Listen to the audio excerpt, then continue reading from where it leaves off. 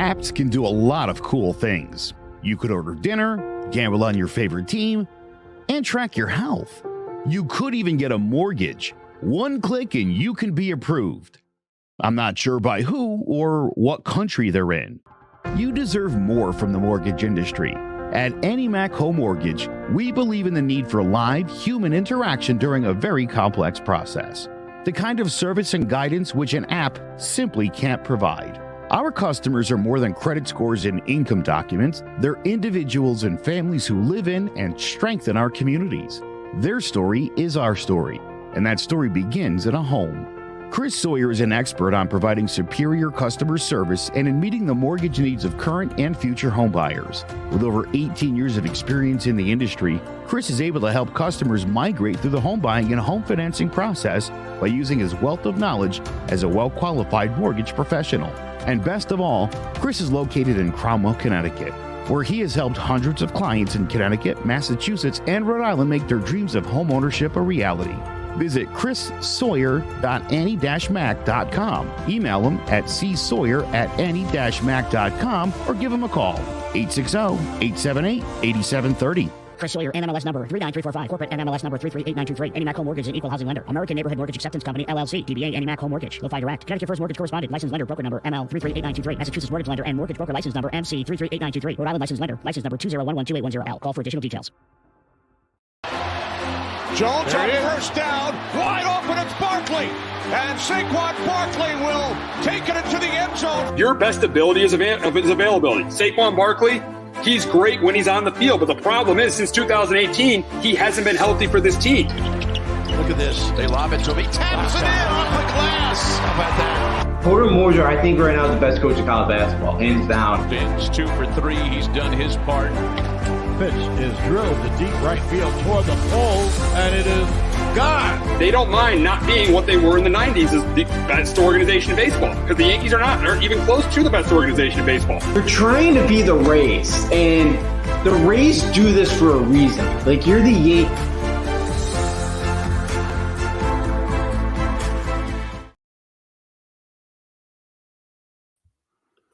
Welcome to Sports Talk with R&J. I am Steve Risser, along here with Justin D'Onofrio, and we got to start with one of the top prospects in this year's draft. An unfortunate incident today, as a warrant is out for Jalen Carter's arrest. This is in connection with the accident that happened on January 15th. He is being charged with reckless driving. So this is a very, very, very serious incident, and an incident that could is definitely going to affect his draft status. And, I mean, just a very, very serious incident, and very, very unfortunate that it is happening right now.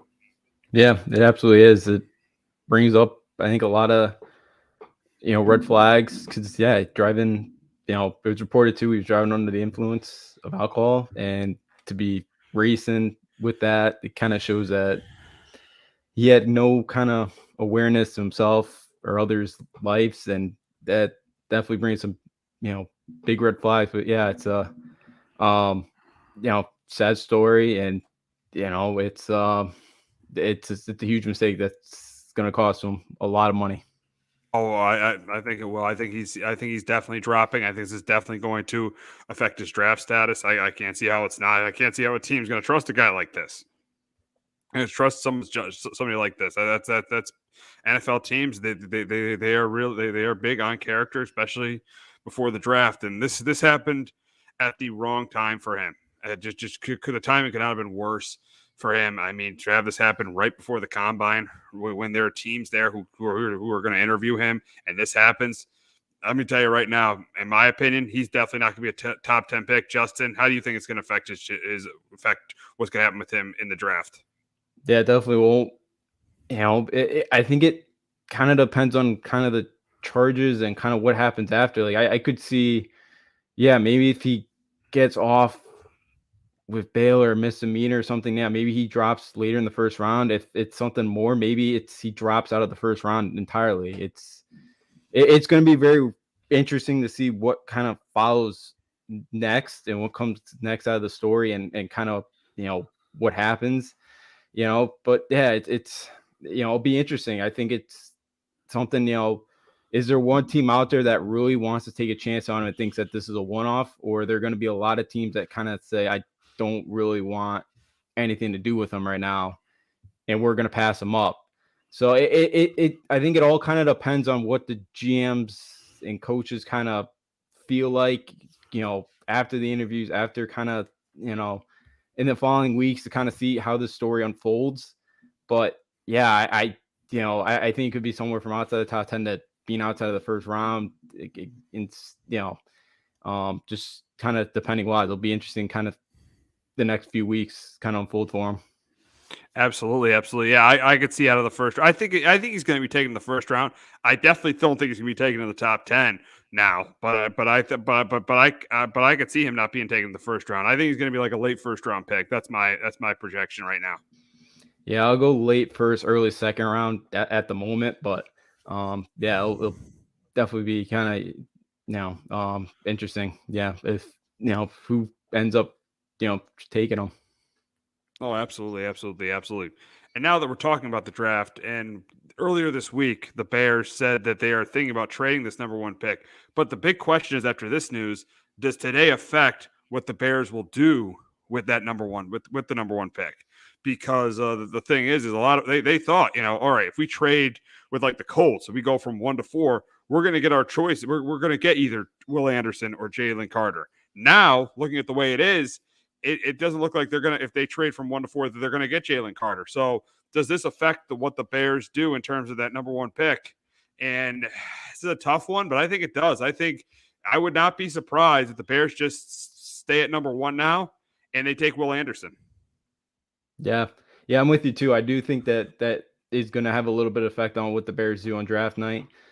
Yeah, because I think they, keeping Justin Fields and going and upgrading defense down, because that's something they really needed to get another pass rusher in there. If you could have got Will Anderson or Jalen Carter, for defensive tier line, would have been huge for that team. So yeah, I think it does now.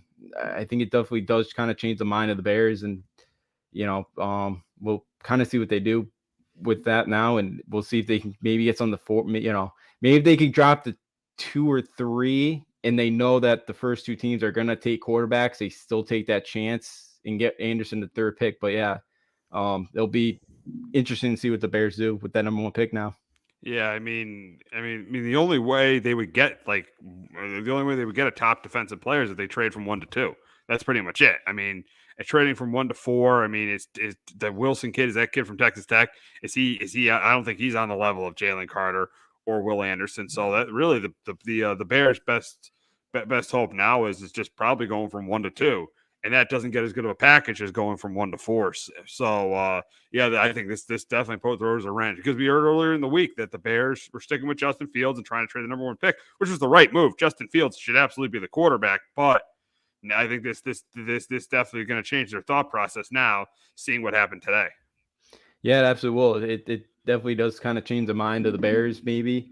We'll find out what happens, but yeah, Anderson would have him or Carter definitely would have been great fit for the Bears on that defense.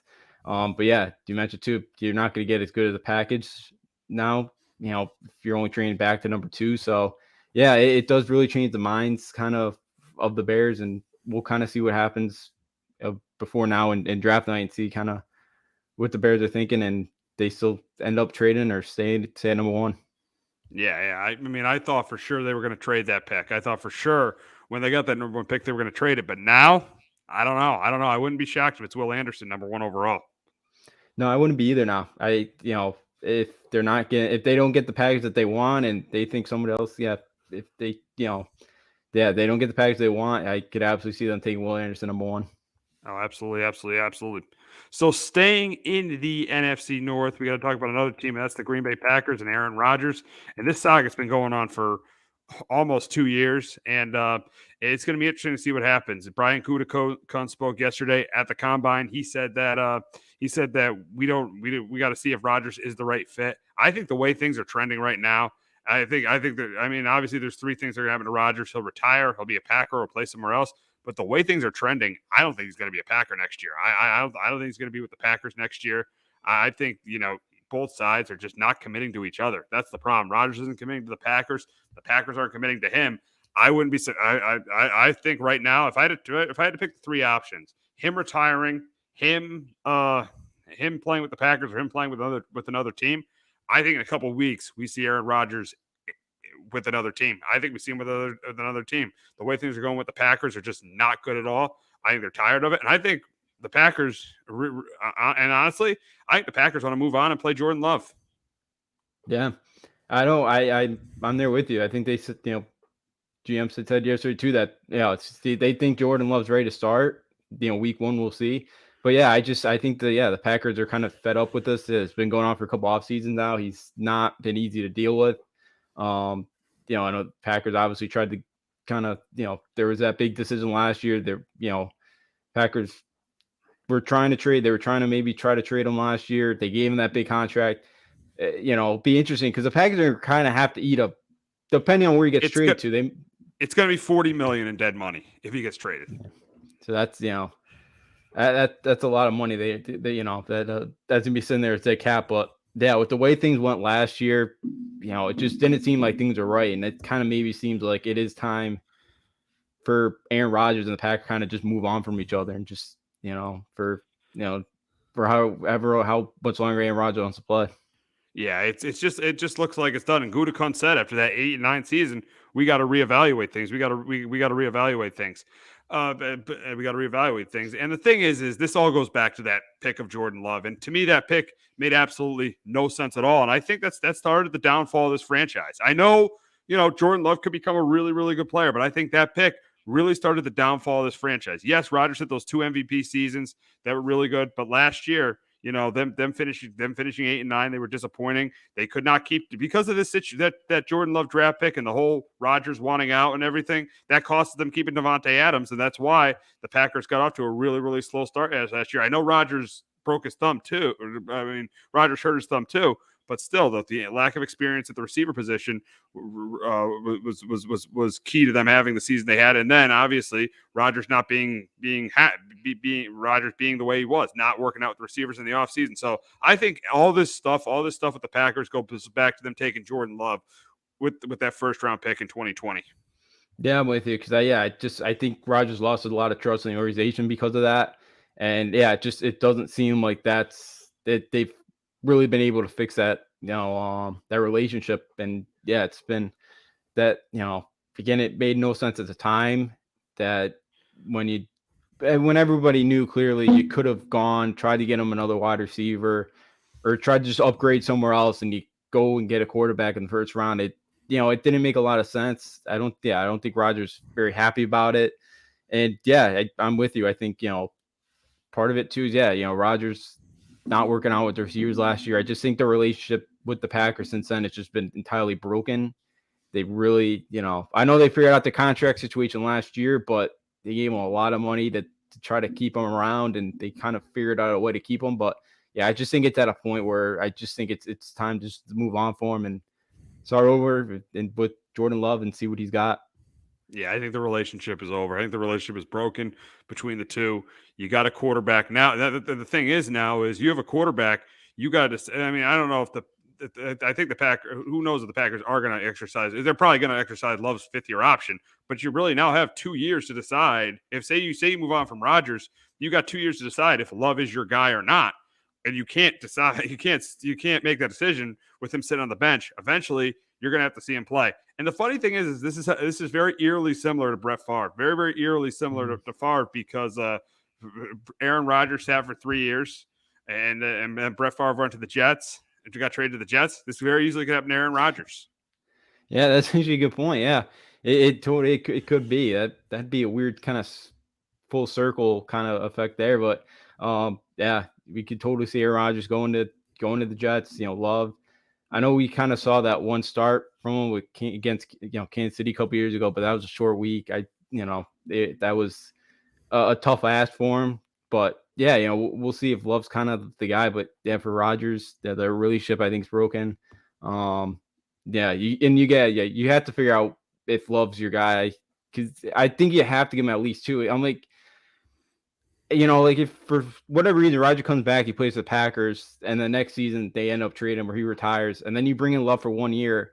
I think it's kind of depending on how the roster looks on. I think it's kind of tough to kind of judge if, in most cases, if your quarterback's kind of your guy or not in 1 year. I think you do need to at least give him 2 years to see if he can, if he's a guy that can be your franchise quarterback. So I think, giving him 2 years could kind of, I think, the best thing for Green Bay. Oh, absolutely. You got to give him 2 years to see if he's your guy. And I think we're heading towards a divorce. I think we are heading towards a divorce between Aaron Rodgers and the Green Bay Packers. Now, talking about another team who is going to be moving on from a player, and that's the Giants. This is not a surprise at all. They're moving on from Kenny Golladay, and he had an absolutely horrendous career with the New York Giants. His career was horrendous. He came in, the Giants signed him to a 4-year, $72 million deal, $18 million a year. They thought he was going to be the next Plaxico Burress, the guy that the number one receiver they were looking for. He was everything but that. He was absolutely horrendous here, and the Giants are moving on from that. They'll save $6.7 million in cap space. And the big question is Kenny Golladay the worst free agent signing in Giants history? I'm going to go number 2. I think it's number 2. Number 1 for me is LeVar Arrington. He had injury issues in Washington in 04 and 05. He only played 7 games in 2006. He signed a 7-year, $49 million deal. I'm going to go LeVar Arrington as the worst, but this finishes second. This is right up there with the Nate Soldiers, the Carlos Edmonds, those deals. This is definitely one of the worst. I'm going to say it's the second worst signing in Giants history. I'll go number 1. I know that Davian Arrington won too. Yeah, that was another bad one. Because he had the injury history. Galladay's had the injury history too. I know 2020 he had a couple injuries. In 19, he was a guy that almost had a 2,000 yards receiving, and all of a sudden he was nothing. He battled, again, like he didn't even see the field the last couple years with the Giants, and they had so many injuries. It was insane that things were that bad that he could not find a way to get on the field. And even the chances that he got, he made some bad drops too. Like he was so unaffected, and it was insane to see the drop off from him, because 2019 he looked like he'd be one of the top wide receivers in the league, and all of a sudden he's been invisible. And the Giants thought he was going to be the number 1 guy for the next couple of years with Daniel Jones, and he's the guy that just disappeared and wasn't always totally injuries. It was just I have no idea why he could not see the field. It was awful. I think Daboll knew this year, this guy's not interested. We're not starting him.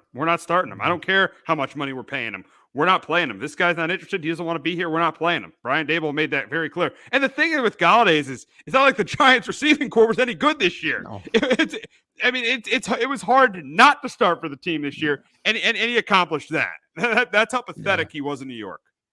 Yeah, he absolutely was. It was insane that he could not find the field with this receiving. Yeah, they're all injured pretty much all year. Like even last year, you guys had some injury issues, and he really still didn't even make an impact. Like it just, I don't think I've seen like a drop off so drastically like Kenny Galladay's was. The guy was the line top guy a couple years ago. All of a sudden, a couple years later, just with how bad the Giants wide receiver core was, still could not find the field, and it was crazy that that turned out to be such a bad signing. Oh, I mean, it's absolutely horrible. There's a reason that it is the second worst signing in Giants history. It was absolutely horrific signing. But we got to move on. We got to move on to the hardwood, and we got to talk about Kevin Durant. And he returns tonight. This is his first game back. His first game as a Phoenix Sun, first game back from injury, and his first game as a Phoenix Sun. And the big question when you talk about Kevin Durant is who's under more pressure? We're talking about the Suns. Who's under more pressure to win a championship? Is it Kevin Durant or is it CP3? I'm gonna go with the guy who has 2 rings. That's Kevin Durant. And here's why. Yes, Kevin Durant has 2 rings, but he won 2 rings joining Steph Curry's team. He won those 2 rings joining Steph Curry's team. Yes, CP3 has not won a championship, but he's clearly a first ballot Hall of Famer. And I don't think CP3's legacy changes if he wins a ring this year. I really don't think CP3's legacy will change if he wins a ring. I know I think he's still a first ballot Hall of Famer. And even if he wins a championship, he wins a championship as the third best player or fourth best player on the team. If Kevin Durant wins this championship, okay, maybe you're putting him in that conversation with the top 10 players to play this game. If he doesn't, there is no business putting Kevin Durant in that conversation with the top 10 players to play this game. That's why I think KD is under more pressure to win a title this year than CP3. Yeah, I'm with you. It's the super team that he joined. The Brooklyn Nets one fell apart. And the Warriors. Yeah, he had to join the Warriors to go get it. Go get a couple titles. The Thunder, he had Westbrook around them. They had some good teams, and they just could never figure a way to win it. I think there's pressure on KD because again, he's a guy that he definitely has the potential. He definitely has. Again, he's one of the best generational guys right now.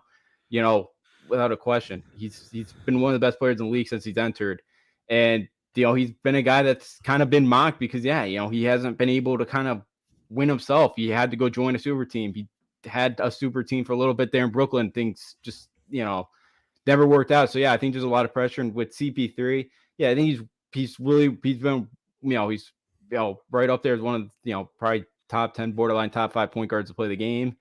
I know in the conference championship games his teams have kind of fallen apart, but right now he's the fourth best player in his team. And I feel like a lot of people will just be happy for Chris Paul that he got his ring finally at what age, 38 or 37, whatever he is now. So I think there's a lot more pressure on KD right now than there is on Chris Paul to win this title. Absolutely. Absolutely. So now we will answer the question, should the Suns be the favorite to win the West with KD? And I think they absolutely should be. They're absolutely the favorite. I know they're in like third or fourth. I think they're in fourth in the West, but they should absolutely be the favorite to win the West. The teams ahead of them, Memphis, they're not as talented. I know Ja is outstanding, but they're not as talented as the Suns. And you look at the Nuggets, I don't think they're as deep as talented as the Suns. So I think it's definitely. I know the West is so deep. You got the Clippers too. You even got the Warriors, even though they haven't been playing that well this year. I know it's a very, very deep Western Conference, but I think with the addition of Kevin Durant, this team got to the finals 2 years ago. They had the best record in the NBA last year. Now they add a top 5 player in Kevin Durant. They should absolutely be the favorite in the Western Conference. Yeah, I'm with you. They should be. The Nuggets are right there. Hopefully they stay healthy throughout the regular season. Then they can make a run. It'd be cool to see Jokic be able to get to a finals. But the Suns have better talent than them. The Grizzlies haven't been playing well lately. They've kind of had some issues. And they've been horrible on the road. They're like 11-18 on the road. They just, so I think the Suns could pass, can knock them off. They're the Suns are 3.5 back of the Kings for third. So they may, there's a chance they maybe get up to third, maybe. The Kings are playing pretty well right now. But so they could face the Nuggets in the semifinals, which could be tough. And the Warriors are sitting there as a 5 seed. So you may have to open with them in the first round. We'll see. They get some guys back healthy, and they're kind of the Warriors of old. But I think they should be. The Clippers looked. I watched that Kings Clippers game Friday night. Kawhi Leonard looked like himself the other night, and if he could stay healthy, maybe the Clippers could knock him off. But I just, outside of Kawhi and Paul George, I don't know if I really trust anybody else in a big Game 6, Game 7 spot to knock off KD and DeAndre Ayton and those guys. So I do think the Suns right now are the favorites to win the West. Yeah, you sure saw a lot of points in that Kings Clippers game the other night. That was crazy. But yeah, I think they're clearly the favorite to win the Western Conference. Now, should they be the favorite to win it all? I'm saying absolutely. I think they should be the favorite to win it all as well. I mean, the two teams that would have to face in the East are probably the Bucks or the Celtics. We saw them play the Bucks in the finals 2 years ago. I think they are a better team than the Bucks with Kevin Durant. And even the Celtics, if they're going up against the Celtics, Kevin Durant is better than anybody on the Celtics. I mean, yes, you can argue him and Jason Tatum, but right now I think Kevin Durant is better than anyone on the Celtics. So I would say absolutely, yes, they should be the favorite to win it all. Yeah, I think they will be. If they stay healthy, yeah. I like how the Celtics kind of upgraded their bench this year, but yeah, KD with that core that they got, I think they are still a little bit better than the Celtics. Yeah, I think they're a little bit better than the Bucks too. Yeah, Giannis still may be the best player in the game. But yeah, I think overall talent, I think the Suns are just a little bit better than the Bucks, and I think they should be the favorite as long as everybody stays healthy. I think the Suns are the most dangerous team in the league. Absolutely. So now we got to move on to LeBron, and it looked like the Lakers were playing well. They got a big win, huge win. Came back from 27 down in Dallas on Sunday afternoon, but LeBron has suffered an ankle injury, and he's going to be out for a couple of weeks. The big question is right now is, can the Lakers make the play-in tournament with LeBron missing time? And I'm going to say absolutely not. I don't think they can make the play-in tournament with LeBron missing time. I mean, you got teams like the Blazers. You got even teams like a team like the Thunder ahead. You got too many teams ahead of them. They're in 13. I think they're in 12th. They're in 12th or 13th in the West right now. And if you look at their schedule the next 2 weeks. Tomorrow night at OKC, okay, maybe that's a win. Minnesota, all right, we'll give them a win there. But Golden State without LeBron, loss. Memphis without LeBron, loss. Raptors without LeBron, loss. Knicks without LeBron, loss. So I think they go like 2-4 in their next 6 games. And I think that's going to keep dropping them. I think with LeBron missing time, and this could be more than 2 weeks. It's going to be at least 2 weeks he's out for it. It could be more. If LeBron misses time, I don't think this team gets in the play-in tournament. I don't think they make the top 10. And yeah, AD is a very, very good player. AD is not a number 1. AD is not a 1. He's a great 2. He is not a number 1. He is a Robin. He is not a Batman. So I think that I don't think they're making the play-in tournament with LeBron missing a significant amount of time. Yeah, I'm with you too. I know they just, D'Angelo Russell just got announced he's going to be out again tonight, so they won't even have him back tonight. So yeah, the Thunder. The Thunder, yeah, that's a big, because Lakers are a half game up on Thunder right now for 12th place, so that kind of, they could flip-flop tonight if the Thunder knock off the Lakers. But yeah, I know the Pelicans have been really struggling, and they got some injury concerns, but like if some of those guys get healthy, I definitely think the Pelicans are better than them. Lillard could carry that Blazers team. So yeah, I think the Lakers are in trouble. I know they're, Westbrook's gone, but yeah, can I really trust Anthony Davis to stay healthy? And actually, he just got ruled out too tonight. So oh wow, they play the Thunder in OKC, so I think they lose that game. So I think it's 1-5. AD. That's the problem with AD. He doesn't make guys around him better, and he can't stay healthy, and he can't shoot threes. That's why he's not a top player in this league. Yeah, absolutely. Again, he's just he's not been able to stay on the floor. He's not a big guy they can shoot, and that's kind of been problematic. So yeah, I know the Thunder. I don't think they have Gilgeous-Alexander back tonight, but yeah, I still think the Thunder are gonna knock them off tonight, and yeah, I don't think the Lakers are gonna make it. Even on Sunday, it was Monday, Brian Windhorst had a story saying the Lakers are targeting the 6th spot so they could beat the Kings as a 3 seed. I was like, all right, but I would love to see that, but yeah, no chance it's happening now. No way the Kings will see the Lakers in the playoffs now. No, not with LeBron missing the time that he's missing. There is no way that is going to happen. But we got some new rules in Major League Baseball this year, and there's one new rule that has gotten a lot of headlines. But before we talk about that, we're going to hear from our friends at JPEG Financial and Shamrock Home Inspections. Do you have a 401k and some savings for future retirement, but don't even know if it's enough to live off of? How much is enough? How often are you thinking about it? The team at JPEX Financial Group can help set your mind at ease. We specialize in creating strategies in the planning and managing of your financial, educational, and investment needs. We help clients pursue their investment goals with sound financial strategies. You deserve a personal, tailored plan. Lasting, meaningful, and open relationships are the foundation of our practice. You've worked hard for your money and should feel confident in your investment choices as you make decisions for your financial future. Your goals are our goals. We are dedicated to your needs and hopes for your future.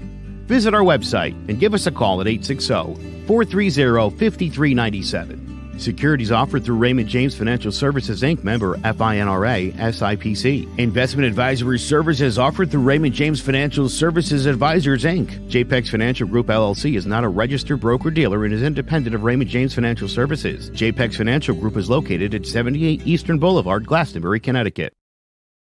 There's no bigger investment than home ownership. And to make sure the house is up to your standards, you need a professional to look it over. Brian Flanagan from Shamrock Home Inspections is a licensed home inspector and a member of the Connecticut Association of Home Inspectors. Brian was a contractor for over 15 years, so he knows how homes should be constructed and how mechanicals should work. What makes me a good home inspector was the 20 years that I was a home improvement person, doing all the different repairs that I have done and what other people have done wrong that I had to go out and fix. So I have a pretty quick eye on seeing what's right and what's wrong. Before you move, call Shamrock Home Inspections. Before you make the biggest investment of your life, call Brian Flanagan from Shamrock Home Inspections at 860-268-2566 or visit shamrockhomeinspectionct.com. All righty, so we've had changes to the rules in Major League Baseball, and the big one this week has been the pitch clock. And the big question is the pitch clock good for baseball? And I think it's great. I think it's great for baseball. Get in the box, get the games going, get the games moving. And then obviously we had that incident with the Red Sox, with the Braves and Red Sox. Did you work that game? No, I did last time, my first one. So I did not work that one. Didn't work the one where the game ended in a tie because the guy didn't get in the box quick enough. But I like it. I like it. You know what? Get in the box. Get in the box. Pitchers, throw the ball. I'm sorry. The problem is games were taking too long. You were drawing fans away from the game. You were not getting the younger generation to the game. I think this is going to be great for baseball. I think they're going to get younger fans into this game. They're going to get more people into this game, get more people watching these games. Because the biggest issue with baseball was the pace of play. The pace of play was absolutely terrible in the sport. Terrible. And now with the pitch clock, it is absolutely going to improve the pace of play. I think it's going to really, really improve this game. It's really going to help the sport. You got to give Rob Manfred a lot of credit for being progressive and coming up with this. Yeah, absolutely. I do think it's a huge sign in the right direction for Major League Baseball because it's already shaved off 23 minutes so far this year in spring training games. Yeah, I did. The Red Sox game last night was 2 hours 20 minutes, and Boston and Miami both had combined like 20 hits, and it still was 2 hours 20 minutes. Like it 1.5 innings was done in a minute. Like there's a lot more action this year, I feel like. And yeah, again, minor league, it's worked at the minor league level. Those things fly by quickly. Nobody wants to sit at a ballpark for 4 hours on a school night or a work night and go watch a baseball game. And there's so many of them too. It's just, I think it's great for Major League Baseball. I think Rob Manfred made the right decision.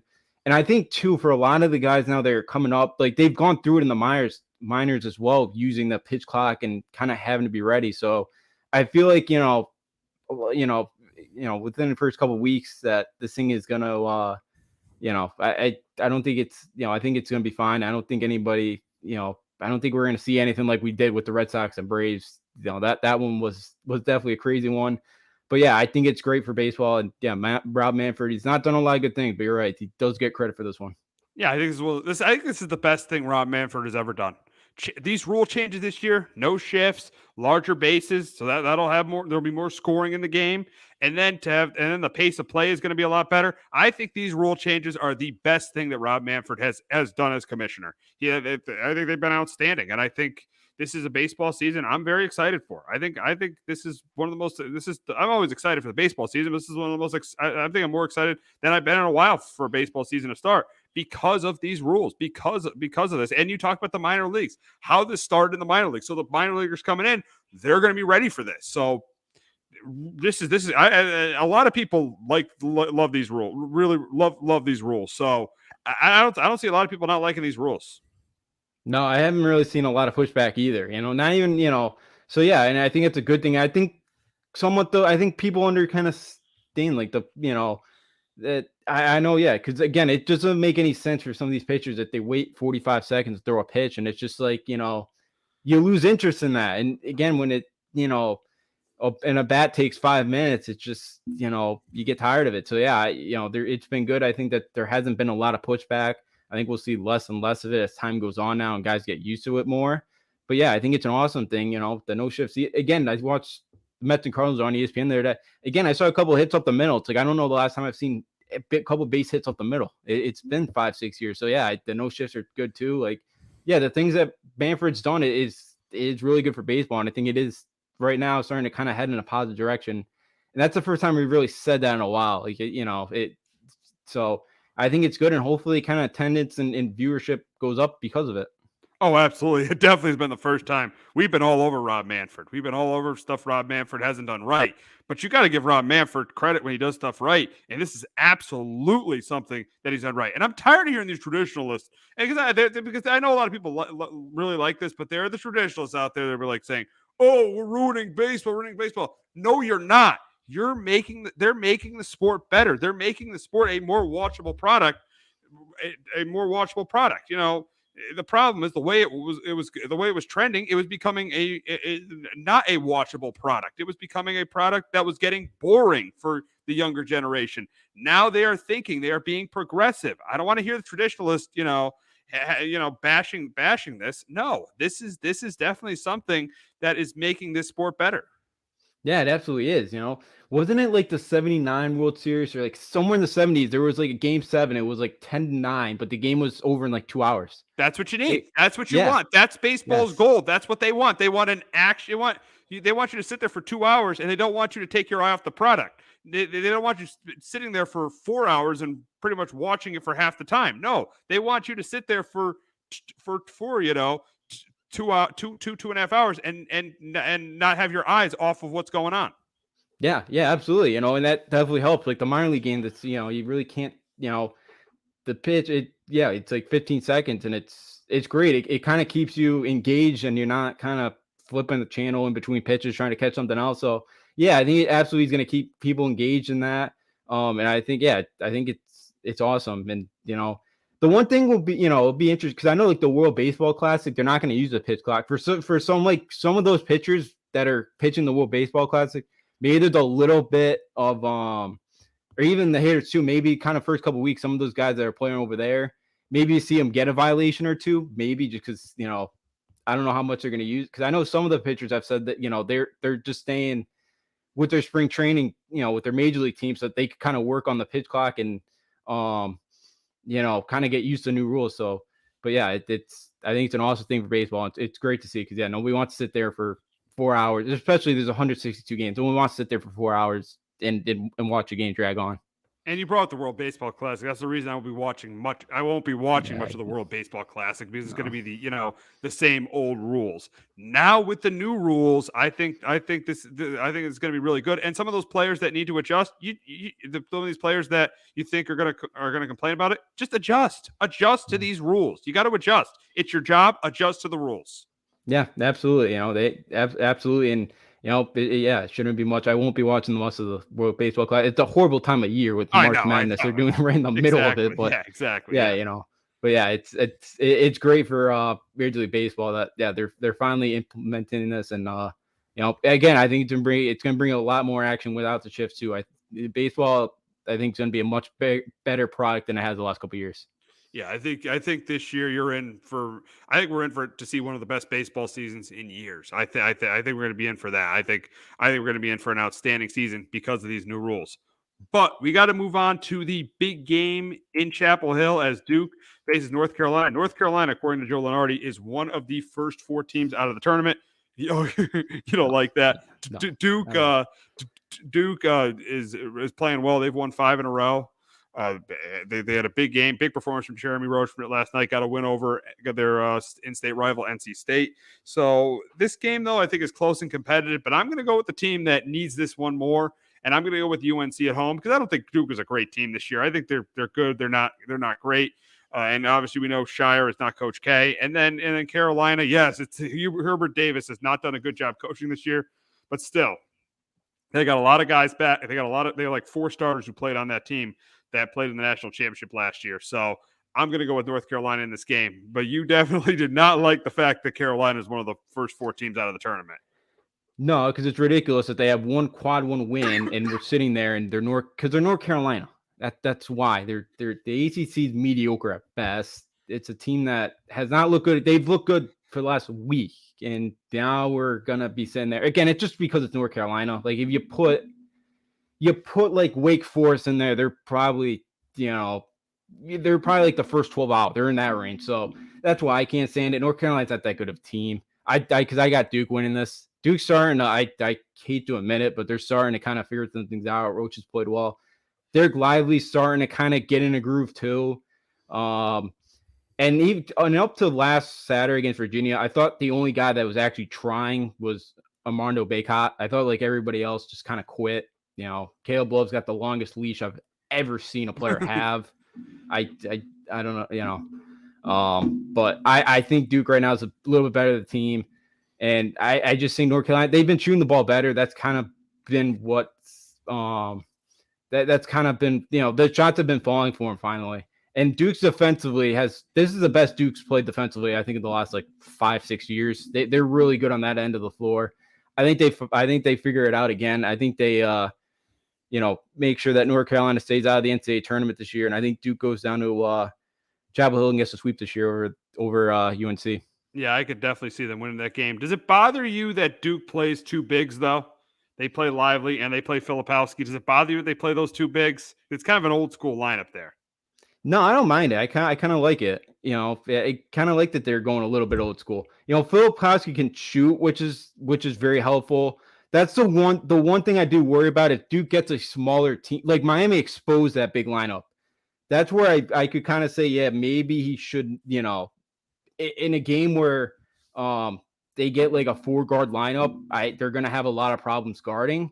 But against a team like North Carolina, against opponents like, NC State too, actually, they played 3 guards as well most of the time, but they didn't really hurt them too much last night. But I kind of like it in a matchup where it works for them. Sure, against Miami where they got blitz on the road, I think that's one where it does kind of come back and bite you. Yeah. I think it pretty much depends on opponent. And yeah, for Duke, I think, they're playing really, really well. North Carolina, but North Carolina has won games though. They have been hot recently. They've won 3 in a row.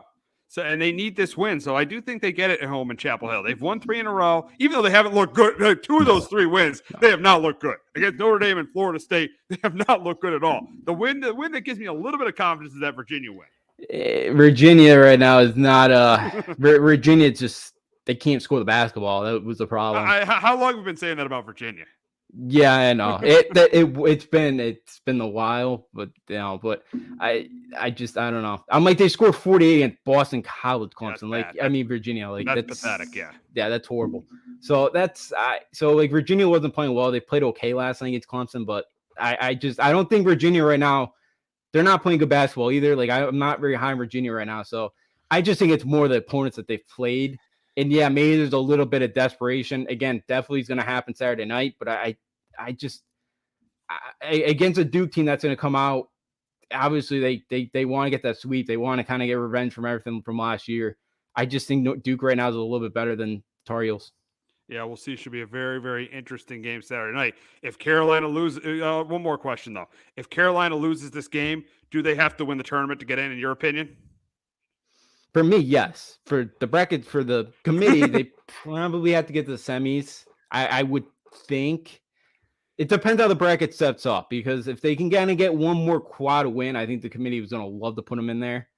Especially in a playing round. Like, that's the thing. They're going to be in the playing game, and the ratings for UNC and that would be huge for them. So, for me, yeah, they would have to win the conference tournament. That team has not played like a tournament team all year, and again, it'd be very interesting if they didn't have North Carolina across their chest, where they'd be right now. Yeah, exactly. Yeah, exactly. They probably would not be a tournament team, but it'll be interesting to see what happens Saturday night. But we're going to wrap up the show talking about the Rangers. And so we're talking a little bit of hockey. You're talking about the Rangers. They traded for Patrick Kane yesterday. And the big question is we know the Rangers were 2 wins away from getting to the Stanley Cup final last year. Should they be the favorite to get to the Cup this year? Unfortunately, no. The Bruins are an absolute juggernaut. They're on pace right now to knock off the 76, 77 Canadians for like the most points in regular season history. I think it's like 132 the Canadians had. I think they're on pace right now for like 134. So the Bruins are an absolute juggernaut. And the Eastern Conference is going to be a bloodbath. The top 6 point leaders are all in the Eastern Conference right now. So that Eastern Conference, I think, is going to take a ton out of them. And again, Patrick Kane's a great addition. Another scorer. It sounded like Gerard Gallant said that him and Panarin are going to play on the same line. They played together back in Chicago. So they'll be line mates again. But I just think even if they get out of the Eastern Conference, they're going to have to play, they're probably playing the Devils in the first round. The Devils, it's not like Devils of the old were preserved. They got some offense. But they should beat the Devils though. Come on. I could name one player on the Devils, Dougie Hamilton, that's it. I know the Devils are having a good year, but they should be able to beat the Devils. I think they should too, but that's a young team that's got a lot of swagger right now. They play with no fear. Their goaltending's been okay. Their goaltending's been pretty good. It's been better than I thought it would be this year. But like I just think that and then you would have to probably play Carolina again. Again, that was that was a tough series for them. And the only other thing I worry about too is they have no depth because they're pretty much at the salary cap, and they can't afford to call somebody up from Hartford because they don't have the room in the salary cap. So like I think they're gonna only play. I think they're gonna be like short a skater tonight. That's the only thing. Like if they got some depth issues, they get a couple injuries, or like Miller right now suspended. I do worry that they may not have the depth either, especially for how deep the Eastern Conference is. That it may be tough for them to get out, especially if they play a couple 6-7 game series. They don't really have guys that they could kind of scratch and kind of fill in for a night. I think that could maybe come back to haunt them. All right, but in my opinion, I'm not the biggest hockey person in the world. Again, I'm not I'm far from an expert about the NHL, but I think they handled the Hurricanes last year. The Devils, they should be able to beat the Devils. I mean, I don't know many players on that team, but I know the Devils are having a kind of a surprise season. But I think they're going to come down to earth. But then you look at the other conference. Tampa, they were up 2-0 on them without Tarasenko and without Kane. So they were up 2-0 on Tampa last year, and very easily could have won that series. And then you look at the Maple Leafs. Let's be honest. They're the Maple Leafs. And then look at the Bruins. I think man for man, they got as much talent with Tarasenko and Kane. I think they got as much talent as the Bruins. I know the Bruins are playing really well. I would not be surprised if the Rangers knock out the Bruins and get to the Cup. No, I'm with it. I definitely think they can, especially in hockey, because things can go so. Again, one bad bounce goes your way. Again, it could change the whole outlook of a series. Like that's why the hockey player is probably my favorite out of the 4 pro sports ones. Just because with those games, like, and just always being so tight. I definitely think they can knock out the Bruins. They got the talent. Igor's been a little shaky at times. The defense has been a little shaky for the Rangers in the back end in front of them. I definitely think they can make a run. I just worry about the depth. That power play, that's again, that power play should be the best in the league from here on out. Kane is not the same type of scorer, but he's still really good at setting up his teammates. He's still a really good passer, and he had probably the worst top line in the league too. So now he's playing with Cherrychek and Panarin. I think that's going to help his points go up even higher. But I definitely think they can. I think they got the most talent now. Especially the top couple lines now. They can match pretty much anybody. I worry about the back end, and I just worry about if there's an injury or two, how are they going to fill it? Because they do not have the cap space to call anybody up from Hartford to kind of fill in right now. That's the only thing I worry about. But yeah, I definitely think they can. They probably do have pretty much most talent right now in the league, especially in these conference. But again, hockey playoffs, one little bounce could change in the entire series. Absolutely. But that's going to wrap it up this week on Sports Talk with R&J.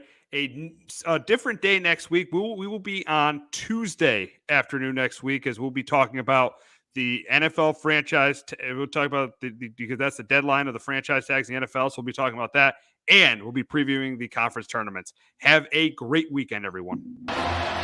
Jones on first down, wide open, it's Barkley, and Saquon Barkley will take it into the end zone. Your best ability is availability. Saquon Barkley, he's great when he's on the field, but the problem is since 2018, he hasn't been healthy for this team. Look at this. They lob it to him. He taps it in off the glass. How about that? Porter Moser, I think right now is the best coach in college basketball, hands down. It's 2 for 3. He's done his part.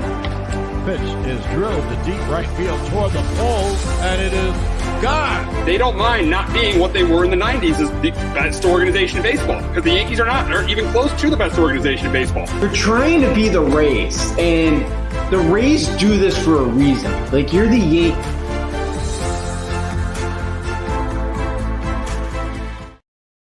Hello, my name is Joe Aguirre. I'm the president of Clovercrest Media Group. And here at CMG, we have a wide variety of podcasts, including sports shows like Keys to the City, The Roll Call, Throwing Jabs, All Four Downs, and Jawing About the G-Men.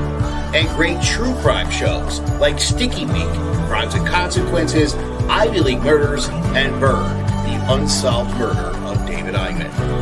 You can find all these podcasts and so much more by visiting clovercrestmedia.com.